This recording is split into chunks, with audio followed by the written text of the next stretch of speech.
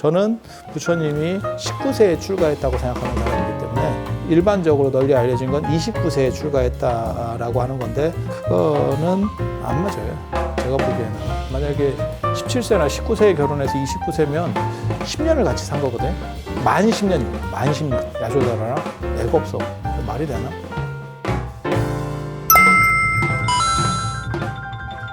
세계 종교의 창시자 중에는 부처님이 혈통으로 제일 좋아. 예수는 듣보자 별통이지. 그러니까 그 목수 아들인데 그것도 누구 아들인지 모른다는 거잖아. 그래서 뭐 신이 이렇게 했다 그러는데 신이 목수 마누라를 건드릴까? 그게? 야, 임금도 그렇게 안 해. 그러면 엄청난 얼짱이냐? 야, 그래도 그걸 굳이 목수만, 그 천한 사람인데? 그러니까 조선시대 양반도 그런 정도는 안 건드린다니까? 근데 신이니까 취향이 독특한 거야, 이게. 뭔가 독특한 취향이 아니면 좀 이해하기는 쉽지 않아. 이해하기는 쉽지 않아. 그래서 그런 게 있고, 무하마드 같은 경우는, 그게 이제 과부하고 이렇게 해서 돈 많은 과부를 물어서 제일 잘 된 케이스 하면 무하마드를 듭니다. 그래서 이렇게 다 부풀리려고 하는 속성들이 존재한다더라. 그래서 부처님은 정확하게 말하면 이러한 왕위 계승권에서 서열 1위였었어요. 그리고 더 정확하게 말하면 세자 아닙니다. 서열 1위가 반드시 세자는 아니에요. 그리고 저때 세자 제도가 있었는지도 모르겠어. 내가 보기에는 세자 제도가 없었던 것 같아요. 세자 제도 자체가 없었던 것 같아요. 그러니까 우리가 생각할 때는 자꾸 조선을 생각하니까 후계를 딱 정해놓는 게 당연한 거 아닙니까? 안정해요. 안정합니다. 그러니까 나중에 왕사성에서도 아사세가 빈비사라왕을 죽이게 되는 이유도 마찬가지인 거고, 그 다음에 코살라국도 마찬가지예요. 파사익왕이 유리왕한테 죽게 되는 이유도 뭐냐면 후계구도 불투명입니다. 그러니까 왕자들 중에서 누가 왕이 될지 모르는 거지. 그러니까 힘센 놈이 뒤집어 버리는 거예요. 그래서 세자 제도가 있었으면, 세자 제도가 만약에 조선같이 있었다 그러면 굳이 뒤집을 필요가 없습니다. 저 사람한테 힘이 쏠리게 되거든. 그런데 왜 세자 제도를 안 두냐면 저걸 다 알아요. 근데 양면의 칼입니다. 이게 양면의 칼. 절도 그래. 절도 그래. 큰 절들 이렇게 보면 약간 이렇게 후계구도를 잡아주는 절이 있고 후계구도가 없는 절이 있어요. 뭔 차이가 있을까? 후계구도가 없으면 죽을 때까지 내가 대장이야. 후계구도를 잡아주잖아? 그러면 어느 시점부터 저쪽에 힘이 넘어간다. 힘이 넘어간다. 그럼 내가 바꾸면 되잖아. 맞지. 바꿀 수 있지. 내가 더 세니까. 근데 그거를 어느 정도 이상 저쪽이 커지면 쉽게 못 바꿉니다. 세자도 조선시대 때 못 바꿔요. 함부로 못 바꿔. 임금이 막 바꿀 수 있을 것 같지? 그렇게 안 됩니다. 왜? 이쪽에 줄 쓴 사람들이 있잖아. 대신들이 이쪽에 줄 안 섰겠어? 이쪽 세력들이 있는데, 야, 내가 저쪽인 줄 알고 줄 섰는데? 지금도 마찬가지잖아. 지금도 마찬가지잖아. 뭐, 정치판도 마찬가지겠죠. 쭉 누가 된다 그래가지고 다 줄 섰는데, 그거 바꾸겠습니다. 그러면 그쪽에서 반발하지. 그거 뭐, 말이라 그래? 함부로 못 바꿔요.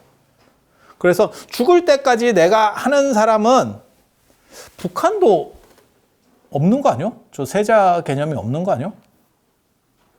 김정일 때는 그런 식으로 지목을 했었나요?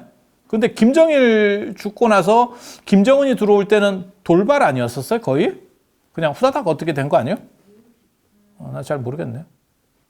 나 90년대생이라서 나 잘 몰라. 최대한 늦춰가지고 아마 북한은 그렇게 했었던 것 같아요. 제가 기억해 보니까 북한은 최대한 늦춰서 거의 이제 내가 갈 거다라는 게 임박했을 때 어느 정도 해준 것 같아요. 그러니까 몇 년 안에 계속 냅뒀다가 그랬던 것 같은데 생각해 보니까. 그래서 그런 방식이 제일 선호하는 방식이에요. 내 죽을 때 너 이런 식. 그렇게 하면 근데 혼란스러우니까 죽기 몇 년 전에 이렇게 대충만 가닥만 쳐주는 거죠. 그러니까 세자라고 하는 지위가 있으면 무조건 이 사람인 거고, 그 지위 없으면 그런 걸 보고 1순위라 그래요. 영국 왕실도 마찬가지예요. 그래서 제가 얘기했잖아요. 그 다이애나비 남편 같은 경우 그 찰스 왕세자라고 되잖아요. 그 찰스가 서열 1위입니다. 영국 여왕이 죽으면 서열 1위. 서열 1위지만 세자가 아니에요. 말은 왕세자라고 부르지만 세자가 아니에요. 세자면 건너뛸 수가 없어요. 건너뛸 수가 없어. 그래서 걔네는 어떻게 하는 거냐면, 그냥 뭐 연세도 있고 이러니까 그냥, 그다음에 인기도 없고 이러니까 그냥 그 아들로 앤드류 공인가? 걔로 넘길까? 이렇게 하는 거예요. 그러니까 서열 2위로다가 그냥 내려가도 되는 거예요. 세자면 그게 안 돼요. 그러니까 서열 1위하고 세자는 다르다니까, 개념이. 세자는 지위예요. 무조건 그 사람. 무조건 그 사람. 그리고 물론 그거는 왕이 결정을 하지. 근데 몇십 년 지나면 이게 갈등 구조가 있어요. 그래서 이렇게 뒤바뀌는 경우들도 있고, 그 다음에 이렇게 받다가 쟤를 올릴까 했다가 바뀌는 경우도. 삼성도 그렇게 해서 그 첫째 아들이 뭐 이맹희 씨인가 뭐 이랬다가 그분은 안 된 거고, 뭐 이렇게 이건희 회장이 들어오고 뭐 이런 것들이 있잖아요.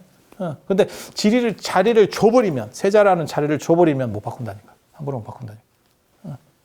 그래서 부처님은 정확하게 말하면 왕위 계승 서열 1위였었어요. 그리고 아버지는 이 라자를 지냈던 분이고. 왜냐하면 이분이 돌아가시고 나서 이렇게 형제들이 있으니까 돌아가면서 했겠지. 다 했을 거라고 생각합니다. 개인적으로는 돌아가면서 다 했을 거라고 생각해요. 그리고 나서 이 다음 때에서는 이분의 첫째 아들이 서열 1위겠지. 그건 뭐 당연히 그렇게 내려가겠지. 그리고 예전에는 형제 상속이 굉장히 많아요. 후대로 내려오면 부자 상속이 되는데 형제 상속이 상당히 많습니다. 고려 시대까지만 해도. 그리고 유목 문화에서는 형제 상속이에요. 그래서 고려까지도 형제 상속이 훨씬 많죠. 우리도. 그래서 그게 이제 타당하냐 마냐에 대해서 이제 거리들이 있죠. 지금은 오래 사니까 사실은 자식 상속도 뭐 충분해. 자식도 상속 받기 전에 이미 늙었어. 지금은 벌써. 그래서 그런 거 기다리는 놈들이 있어요. 뭐 부모님이 뭐 재산이 어느 정도 되니까 나는 뭐 그냥 이렇게 그냥 대충, 야, 너 그러다가 죽는다. 네가 먼저 죽는다. 그리고 돈 있는 사람은 빨리 안 죽어. 그거 기다리지 마. 너의 길을 찾아. 아니, 절에도 있어요. 스님들 중에서도. 뭐 은사 스님이 뭐 형편도 좋고 뭐 이래. 그걸 뭐 야, 너 그러다 너 죽어. 네가 더 빨리 죽어. 그래서 이렇게 이제 형제 상속이 많이 나오는 거는 이제 유목 문화에서는 뭐 자기 자식보다도 형제에 대한, 그리고 저것도 합리적이긴 해요. 왜냐하면 너무 어린 사람이 이렇게 올라오면 이게 단종같이 되는 거죠. 일종의. 단종 봐봐. 단종 됐잖아. 그럼 묘도 참 재밌어. 그래서 제가 그 묘호만 잘 알면 나중에 이런 거, 시호, 이런 것만 잘 알면 된다고 얘기했잖아요. 경순왕, 이러면 다 공경하게 수순한 사람. 갖다 바치니까. 왕건한테 갖다 바치니까. 근데 더 재밌는 거는 경순왕이, 시조인 성씨도 있어. 경순왕이 시조야. 야, 그 좀 잘 나가는 사람을 시조를 해야 되는 거 아니야? 좀 윗대를 하지. 왜 경순왕을 하는지 나 이해를 못 하겠는데, 개인적으로는. 차라리 그냥, 뭐 위에 잘 나가는 왕들이 있잖아. 그걸 시조로 하지. 왜 문 닫은 왕을 시조로 해? 월정사에 있으니까 되게 재밌는 분들이 있어요. 저 월정사 저 성보박물관에 가면 그 효령대군 사인이 있거든요. 그거 보러 오는 분들이 있어요. 그래, 효령대군 후손이래. 야씨, 효령대군 출가했잖아. 물론 뭐 출가하기 전에 뭐 이렇게 그래도 그 앞에 그냥 더 대단한 분을 하면 되지 않아요? 왜 시조를 꼭 굳이 효령대군? 그냥 이성계로 해도 될 것 같은데. 내가 보기에는 그게 더 나을 것 같은데. 아니, 같은 핏줄 아니요? 그냥 대충 생각해 보면? 그러니까 이게 분파하는 거는 의미는 있는데 그게 나쁘다라고 생각은 안 하는데 좀 잘 나가는 사람을 가지고 분파해야 되는 거 아니요? 이게? 딱 봤을 때 이렇게 위아래를 봐가지고 이거 최고급. 근데 가끔은 뭐 그런 경우도 있더라고요. 그러니까 경순왕도 그렇고 순종도 얼마나 잘 순종하면 순종이겠어. 다 그래. 이게 되게 재밌어. 그래서 아무튼 여기에 이제 요 네 분한테 두 명의 자식들이 있죠. 그래서 정반왕한테는 이게 이제 석가모니 이제 시다르타가 있는 거고, 그다음에 난타가 있고, 이 이복 동생 난타. 나이 차이 겁나 많이 나서 부처님이 깨닫고 나서 왕궁으로 돌아왔을 때 이제 뭐 결혼하려고 했었다는. 그래서 결혼 정년기로 봤을 때 20살 이하입니다. 20살 이하. 근데 부처님이 그 결혼을 이제 깨는 그런 사건이 벌어지잖아요. 이게 되게 재밌는 사건이고. 그 다음에 백반왕 밑에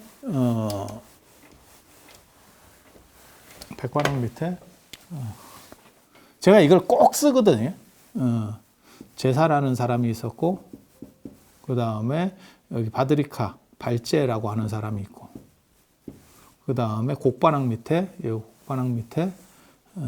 이제 마하남이 있고, 아나율이 있고, 그 다음에 요 밑에 이제 누구야? 제바달타 있고, 아난이 있고, 이렇게 8명. 이렇게 8명. 왜 이걸 쓰냐면 이 족보를 내가 밝혔기 때문에. 이 족보 순서를 내가 밝혔다니까.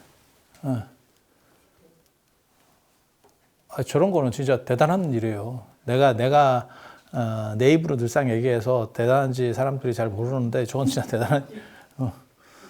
더 대단한 일은 왜 내 이전까지 저 족보를 정리를 안 했냐는 거예요. 이게 도대체 공부하는 놈들은 도대체 뭔 짓을 하고 살았는가에 대한 거 한 가지. 그리고 또 한 가지는 뭐냐면,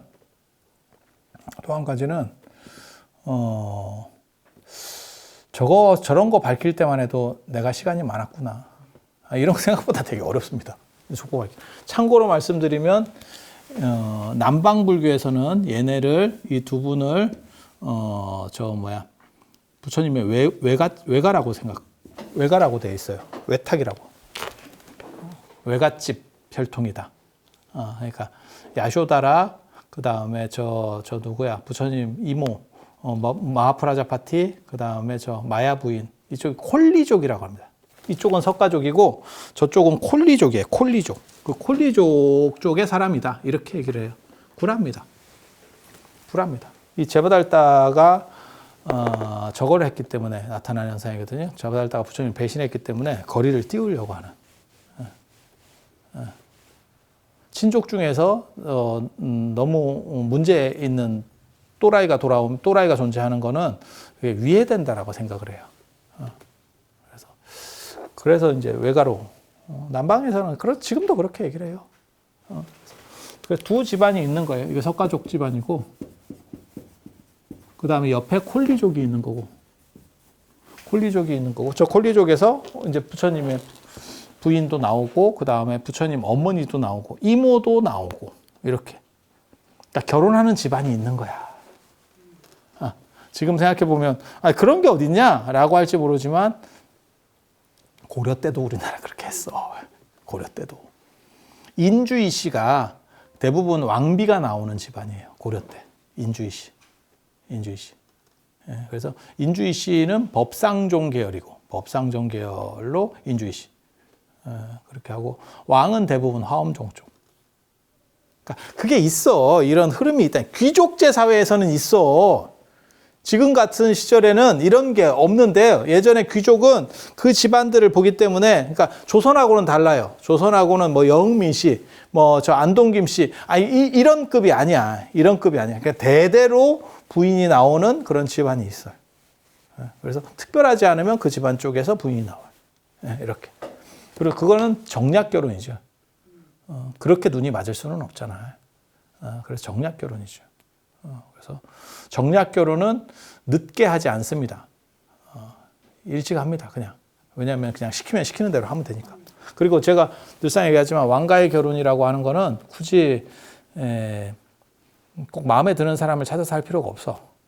이유가 뭐냐면 마음에 안 들으면 다른 부인을 두는데. 조선시대 때 왕도 마찬가지예요. 굳이 아버지를 어기면서 내가 저 여자랑 결혼 안 할 거야 할 필요가 없어. 그냥 그는 그대로 냅두고 또 다른 사람을 두면 되는 거야. 그리고 이 시절에는 저 때는 조선하고 또 달라가지고 부인이 여럿이어도 돼요. 동아시아에서도 마찬가지입니다. 기황후가 제2황후예요. 첩이 아닙니다. 두 번째 황후예요. 그러니까 첫째 황후가 죽었냐? 안 죽었어. 그냥 이슬람 생각하시면 돼. 두 번째 부인이 있는 거야. 이게 가능해요. 이게 가능해.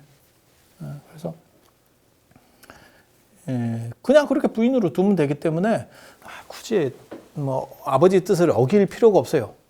그건 그냥 던지면 돼.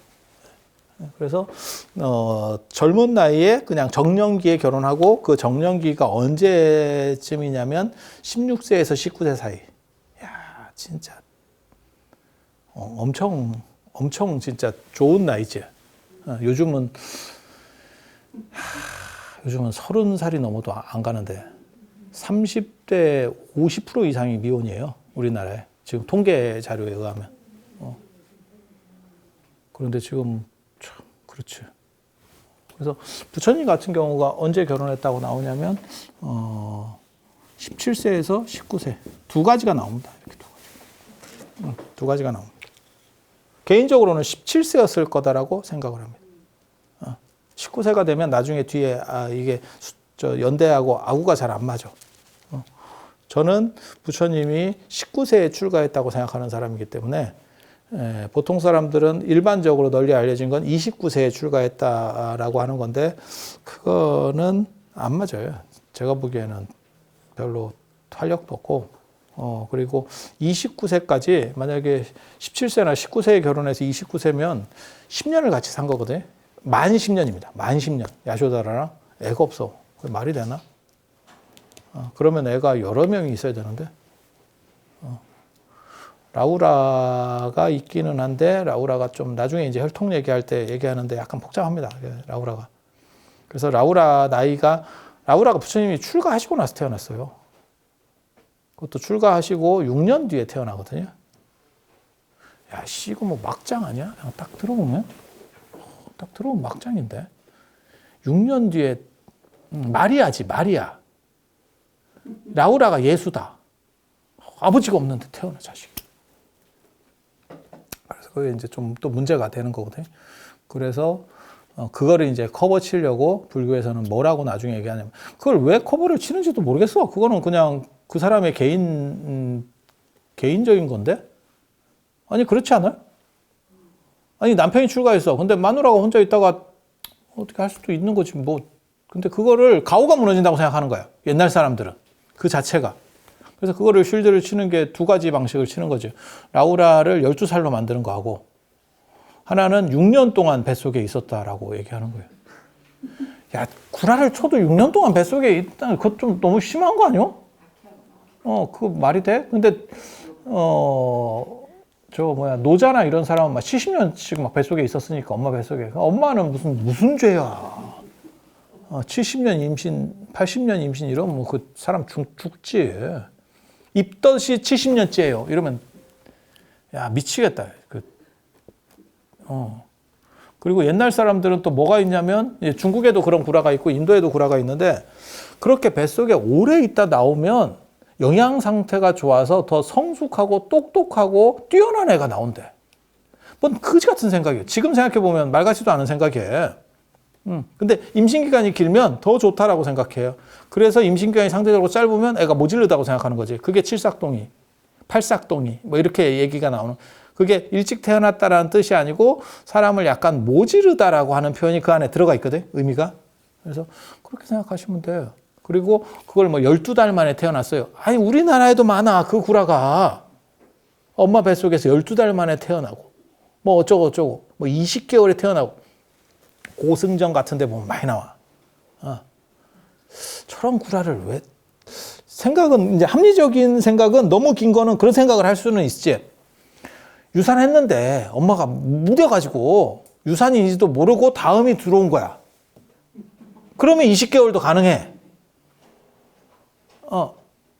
아니, 이제 좀 모질른 거지. 그거는 엄마가 야, 그 정도까지. 근데 그게 가능한 게 양변기를 안 쓰고 옛날 재래식 변기를 쓰면 흘려도 모를 수도 있어요. 아니, 이제 합리적으로 왜 어떤 시기에 됐을 때 그게 가능할까? 20개월을 임신하고 있다라고 하는 게 어떻게 가능할까를 그냥 생각해 보는 거예요. 그래서 어느 정도 시점에서 유산이 되고 그게 또 빨리 어렸을 때는 이게 빨리 들어서는 경우들도 있거든요. 그래서 그렇게 하면 그걸 이제 엄마가 생각을 잘 못하면 하나로 이어달리기인데 한 놈이 뛰었다고 생각하는 거지. 그러면 그런 식의 개념도 도출될 수 있겠다라는 생각을 하는 거예요. 몰라. 그래서 라우라 나이를 12살로 구라치는 경우가 하나 있고, 그 다음에 하나는 6년 입퇴설인데 둘 다 뭐 별로 시원찮지요. 왜냐하면 라우라가 나중에 7살에 출가하거든. 그러니까 연대가 안 맞지.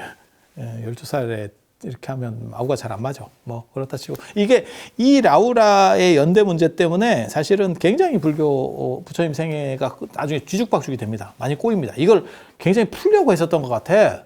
그러니까 어떻게 해서든지 정합성을 부여해서 논리 구조를 완결시키려고 했었던 것 같아. 근데 저는 생각이 완전히 다르거든요. 굳이 그럴 필요가 뭐가 있어. 그거는 그 사람의 선택인데. 아니 그렇잖아. 그러면 출가한 남편을 보고 계속 독수 공방을 하면서 조선시대에 무슨 열려문 세우듯이 그렇게 해야 된다고?